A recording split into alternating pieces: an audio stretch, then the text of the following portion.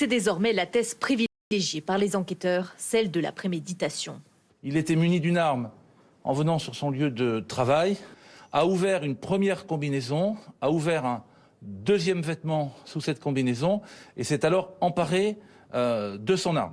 Donc il y a un certain temps dans la manipulation, dans le fait d'appréhender cette arme, de la manipuler et ensuite de l'exhiber pour faire feu. Le jour du drame, Valentin Marconne dit avoir eu une altercation avec les deux victimes. Son patron, Luc Tessonnière, 55 ans, père de 2 enfants, et Martial, l'un de ses collègues. L'intéressé nous dit qu'il a eu une altercation avec son employeur et un collègue de travail au sujet de ses conditions de travail et notamment du paiement d'heures supplémentaires.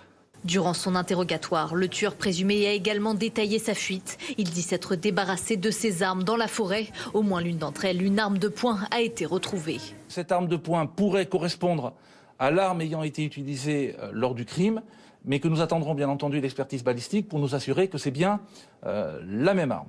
Il se serait ensuite caché durant des heures à seulement 600 mètres de chez lui, à proximité d'un ruisseau où il pouvait boire, mais sans nourriture. Il a rejoint un abri, une espèce de trou à cochon, à sanglier, qu'il a aménagé à main nue, de manière à pouvoir agrandir le trou. Et finalement, il s'y est terré pendant de très longues heures. Sa fuite, et donc la traque, a duré 83 heures en tout. Une traque qui s'est soldée par sa reddition vendredi soir près de cette église, à quelques kilomètres du village des Plantiers. Peu à peu, son profil se dessine, celui d'un individu effrayé qui se rendait au travail armé et muni d'un gilet pare-balles.